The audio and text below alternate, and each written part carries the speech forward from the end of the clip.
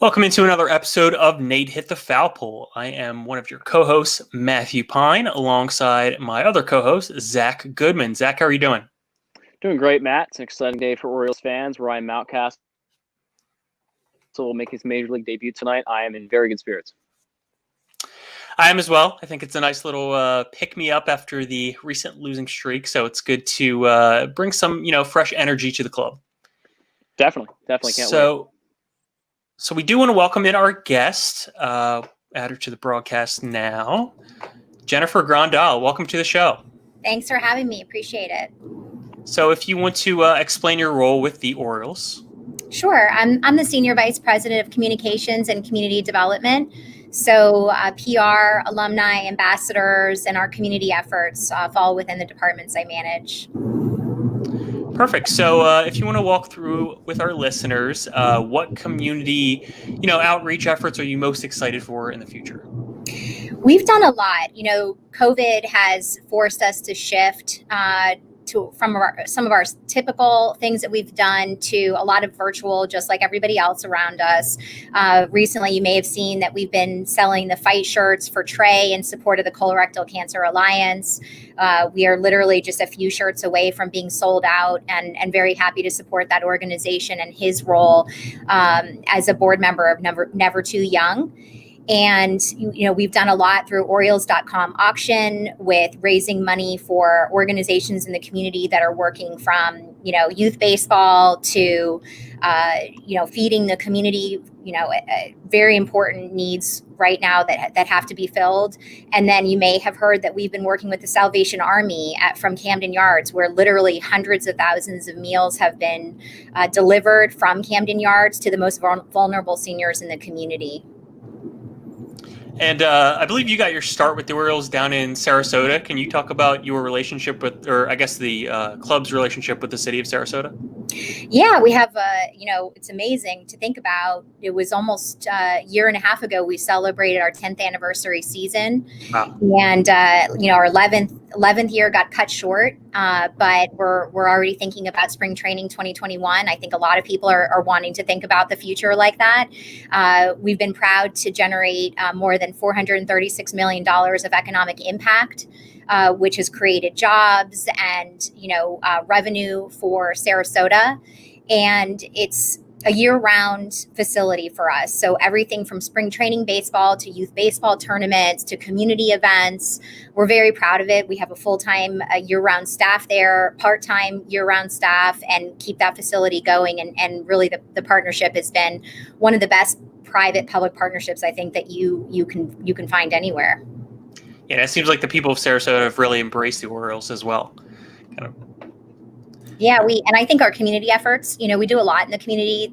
This spring and this summer, we worked with the All Faiths Food Bank to do food drives and food distribution for the most needy in our community that have been affected by COVID, and many blood drives, many pints of blood collected, which has been vital at this time. And then even serving meals to healthcare frontline workers. Brandon Hyde, our players, others have taken a leadership role in that front. Can you tell us about the Angelos family and their passion for the city of Baltimore?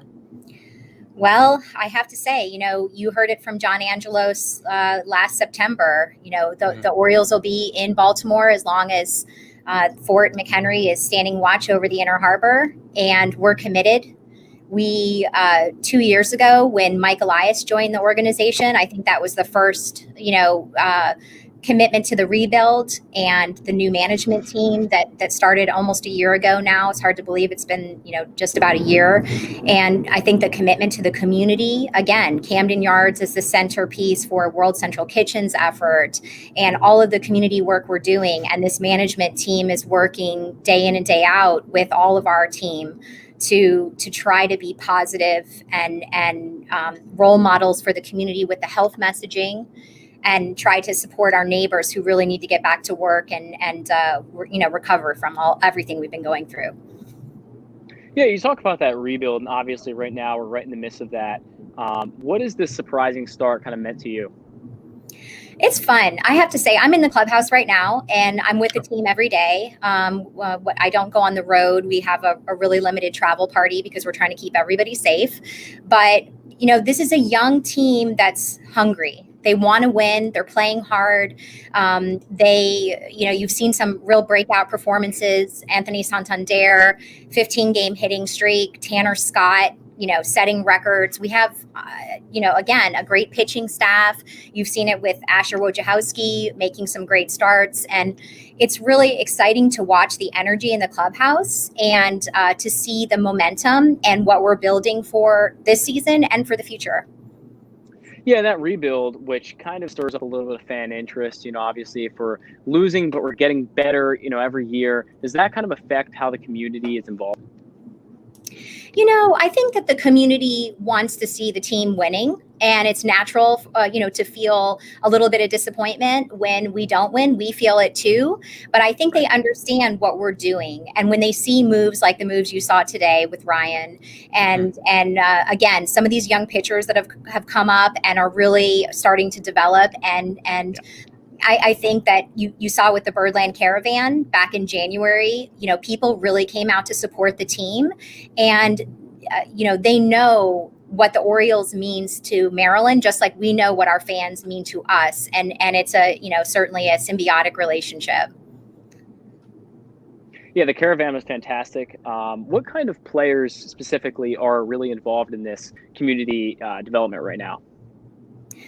So, the commitment starts at the top, from John and all of our, leadership team, to Mike Elias, to Brandon Hyde, who really sets the tone in the clubhouse.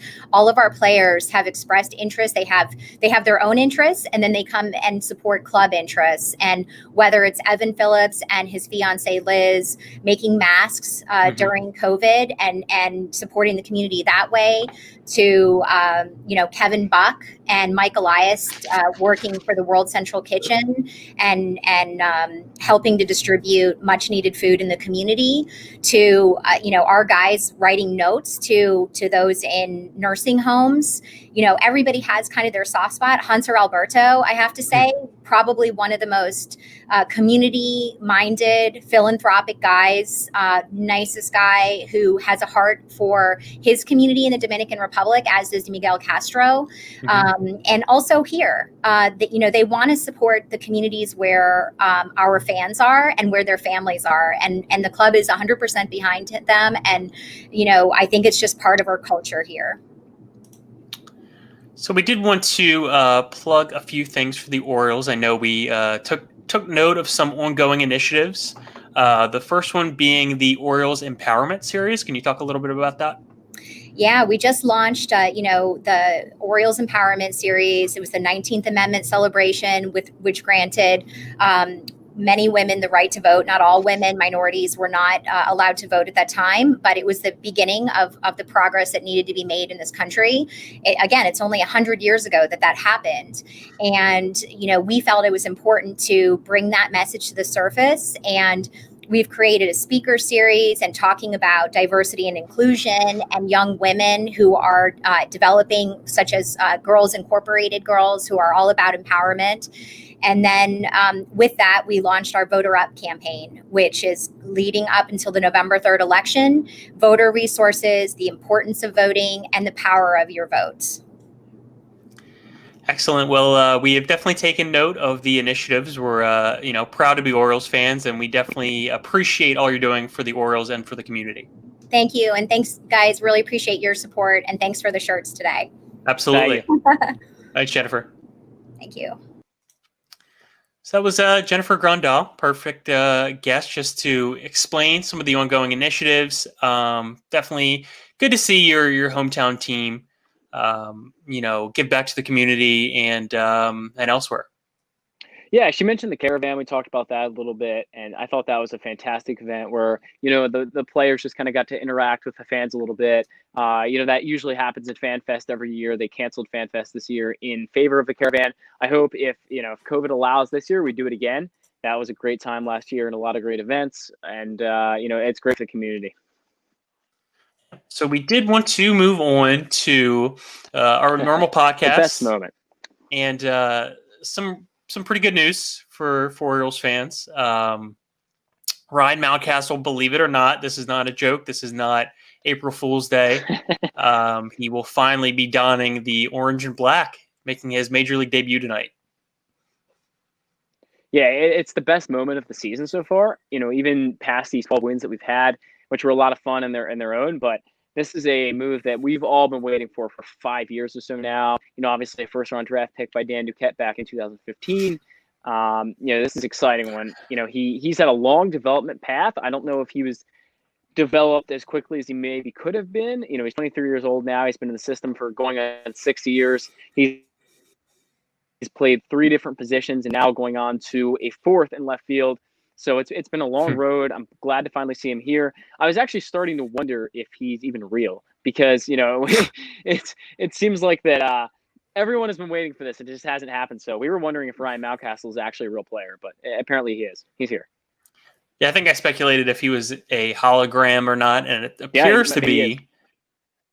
Appears to be. At least we've seen batting practice, and the Orioles have posted a few videos of him, welcomed by his teammates. So it seems to be that he's real. I think we'll have to know by game time to tell for sure. But yeah, like you said, it's been a long time coming. We've seen a rash of prospects being recalled in the past few days.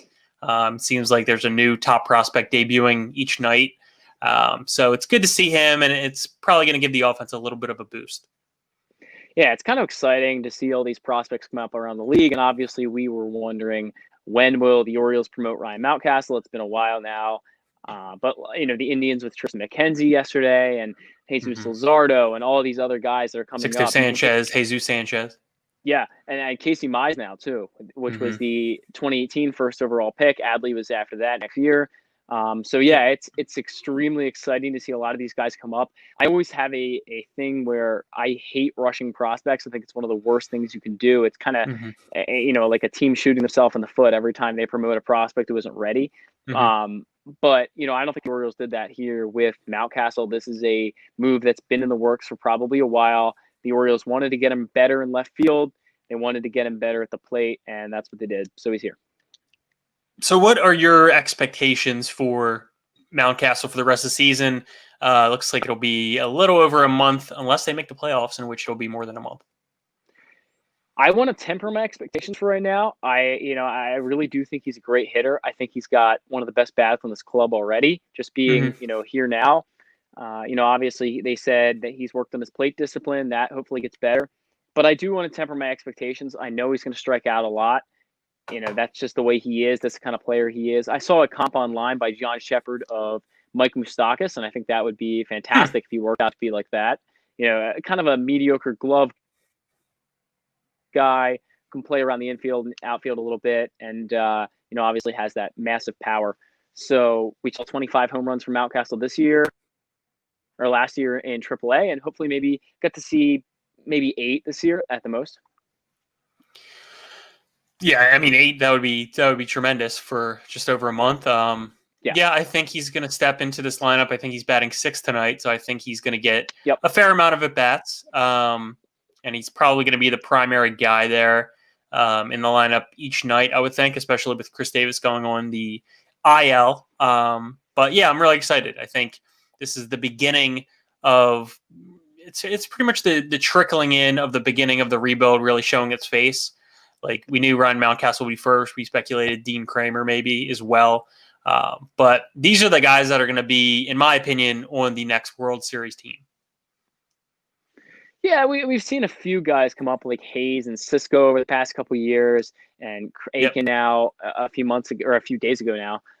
And none of these guys are really anticipated as much as Ryan Mountcastle has been. He's been the guy that Orioles fans have been calling on for just months now, trying to get him up, even years. I mean, I can remember as far back as like 2017 that people were asking for Ryan Mountcastle to be promoted.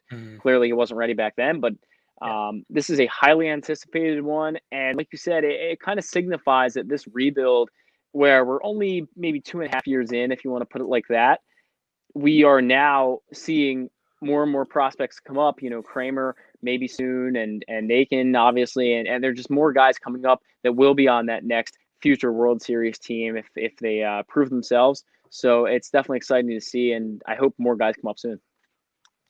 So from one exciting Orioles hitter to the next, Anthony Santander. Yeah. Your thoughts on what we've seen from him this season so far? Well, last year, I think you saw kind of what he can do. We drafted him back in the Rule 5 draft in 2017, I believe it was now. 16, I believe. 16? Okay. Well, the Orioles drafted him in the Rule 5, a Dan Duquette pick. Dan called him a disciple of Victor Martinez. He loved the switching ability with the massive power. And he did have that shoulder injury back then, which is the reason that the Indians ended up leaving him unprotected. So the Orioles claimed him, and it took him a few years to kind of get going, and then here we are. Hit 20 home runs last year, and now he's just showing that he's a really, really excellent hitter. Already 9 home runs in not even a quarter of the games he played last year. So it's truly unbelievable to see. He's earned this nickname Slamtander.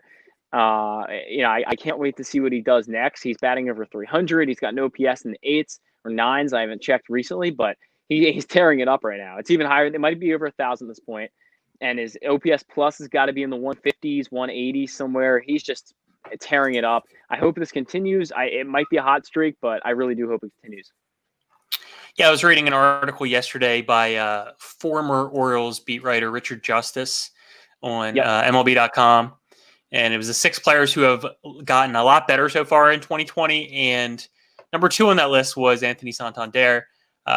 His stats as of yesterday, 1,056 OPS, 10 doubles, 9 home runs, and he is currently in 3rd place in the major leagues in RBIs.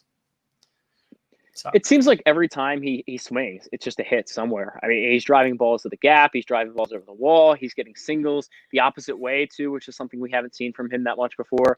It's super exciting. I don't want to call him a superstar just yet, but I want to say that he's getting to be at the star level right now, and obviously the best player on the Orioles at this point. I do want to pose a question to anyone who's listening. You can hit us up on Twitter, however you want to do it. Do you think the Orioles should sign Anthony Santander to an extension right now?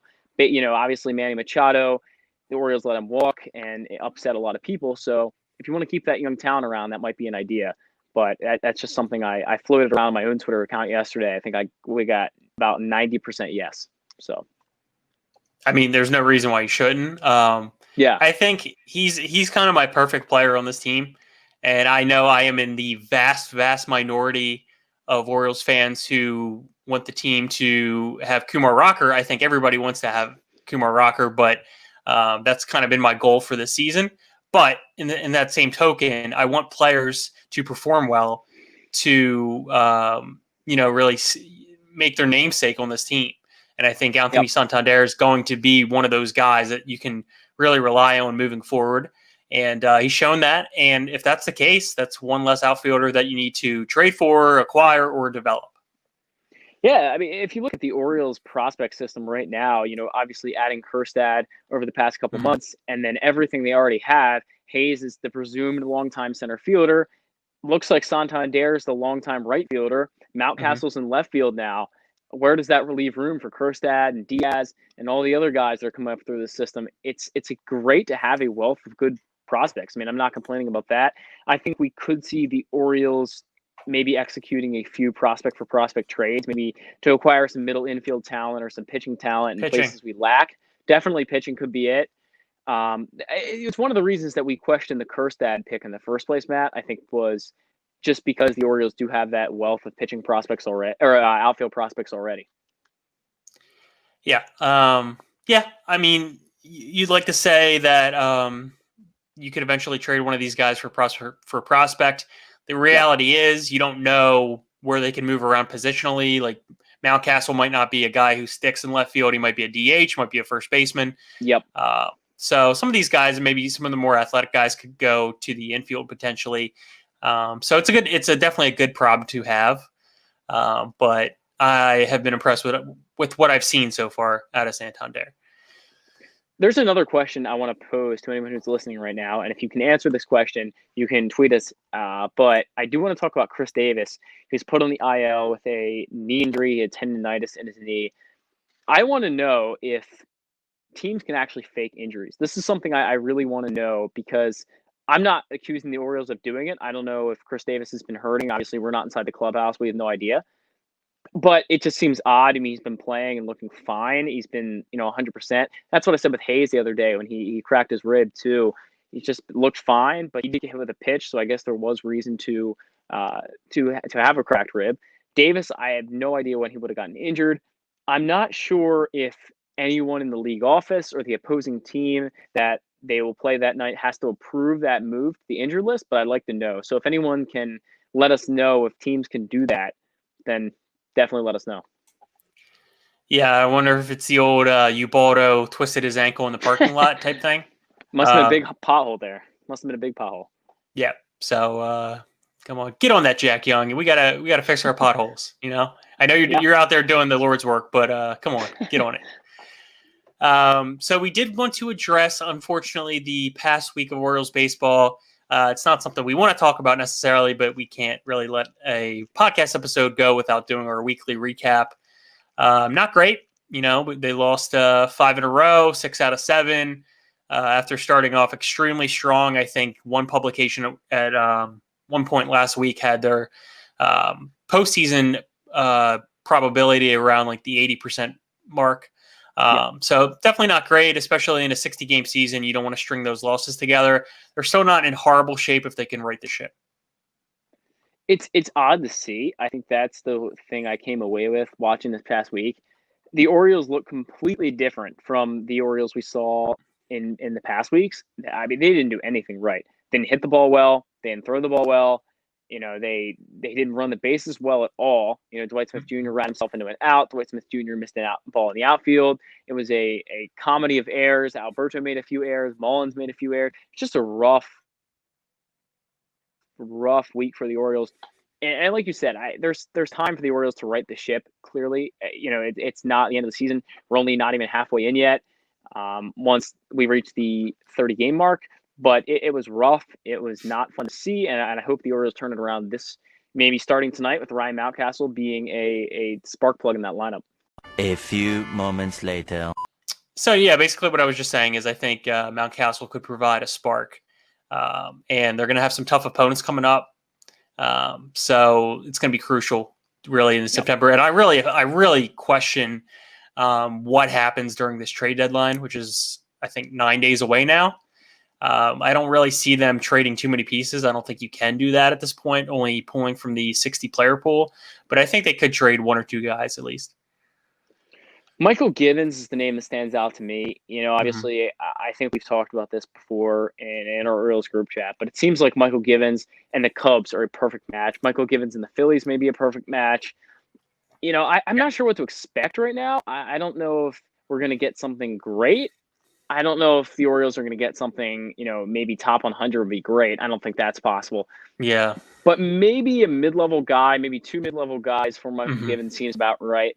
There is a lot of value when it comes to middle relief pitching because it's not that they provide teams that much value, but it's that teams don't have that many of them. So when a team can get a reliever like Michael Givens, who has a 0 ERA up to this point, he's striking out a bunch of guys, he's looked great, they do it. They're going to pull the trigger. We've seen some prospects being added to 60-man pools around the league. So, That's obviously, I think we're looking at a potential trade here, at least multiple trades for the Orioles possibly. And Michael Givens, I think, is for sure one of those guys. What are your feelings on trading Tanner Scott? I saw a Paul Valley tweet about this today. He said he would be absolutely furious. And I think I agree with that. I don't see a point in that. You groom these guys to be that young talent. He's only 26 and to be here on this next competitive team. If we're going to start trading them away, I don't really see the point of this rebuild. We're just going to keep cycling back and forth between rebuild and starting to get good again. So trading Tanner Scott seems completely counterproductive to me. I could be wrong on that one, but the Orioles have a guy who can throw 100 and has a wipeout slider and has been dominating every opponent this year. I see no reason to trade him.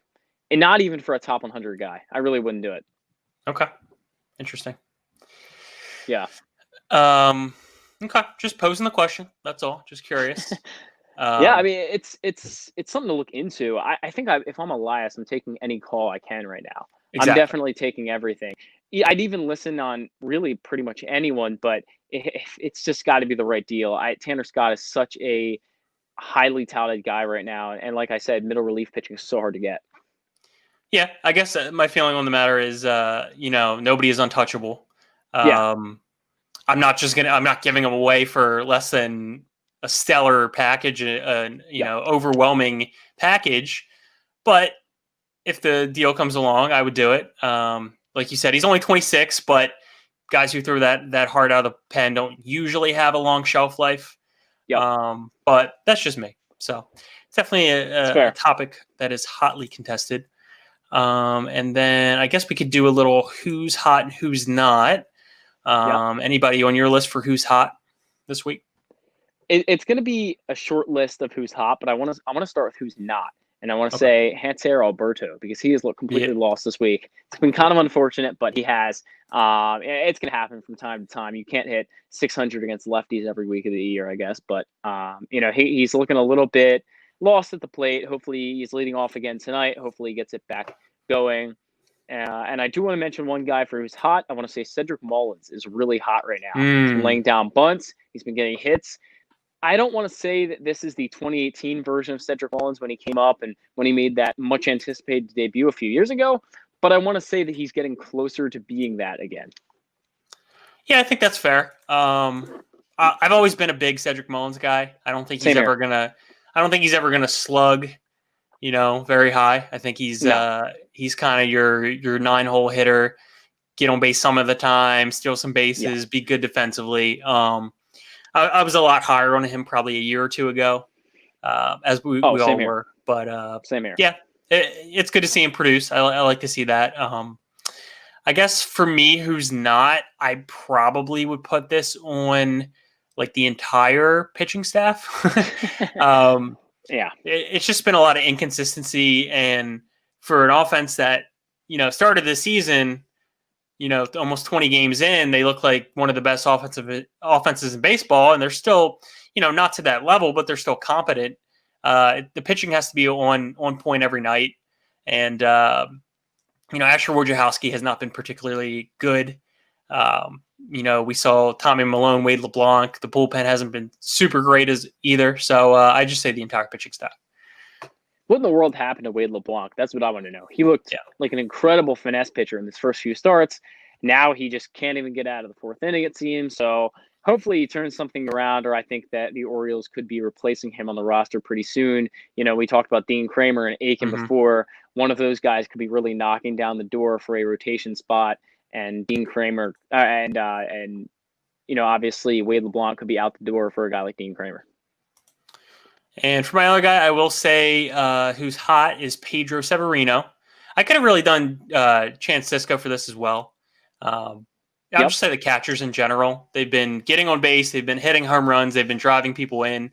So I think that's what you want to see out of the Orioles catching staff until Adley Rutschman is ready. I think you want to have a serviceable catcher there. If you end up trading one of these guys, I think you're safe because you have a safety net of the other guy stepping in and starting. So I think that's pretty good to see and very encouraging for the future. Yeah, the Orioles are going to have a really tough decision to make. Adley Rutschman's knocking down the door, basically. He's probably big league ready as we speak, and obviously he's got a few things to iron out, but he's going to be incredible, hopefully, as we as fans hope. To look at Severino and Sisco and wonder what we do with these guys. They're both producing really well offensively. They're both not great defenders, but this is a trade market that I could definitely see someone trying to acquire a catcher for a few mid-level guys in for sure. All right, so we do want to look at tonight's matchup preview. So I'll get that shared up on the screen here. We have John Means versus Colton Brewer of the Red Sox. So kind of an interesting pitching matchup. John Means has, dealt with some inconsistencies this season, but he also is just off of losing his father. So it's got to be incredibly tough for him. I can't even imagine trying to get in that mindset, back in that mindset again. So what do you see out of this pitching matchup? I'm going to start with Means. Like you said, he's going through a tough time right now. I still think he's going to turn it around to at least be better than he has been currently. I don't know if you can get much worse than what he's done so far. So I think he's going to turn it around and maybe not be in his 2019 form, but at least get closer to it. Only 6 Ks on the year so far. He just hasn't really pitched that much. The 10.57 ERAs is a product of a really, really small sample size and a grand slam by Luke Voigt that was, probably shouldn't have happened. But it is what it is. Colton Brewer, he's another guy that is not really a starter. He's another guy the Red Sox will use that's more of a bullpen guy. It's only his second career start, so maybe 2 or 3 innings out of Brewer tonight. I think that we can hit Brewer. 4 or 5 ERA is nothing special. This would be a great pitcher for the offense to come alive off of.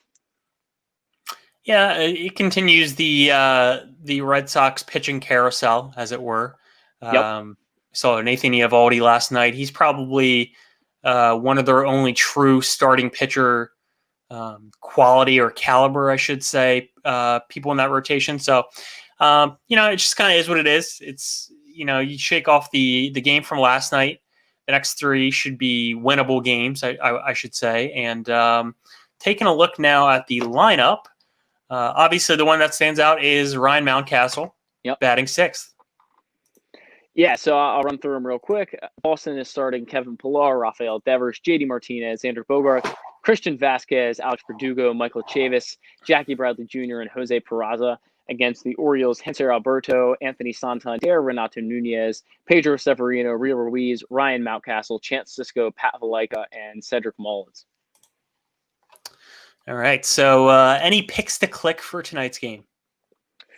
I think it's impossible to not say Ryan Mountcastle.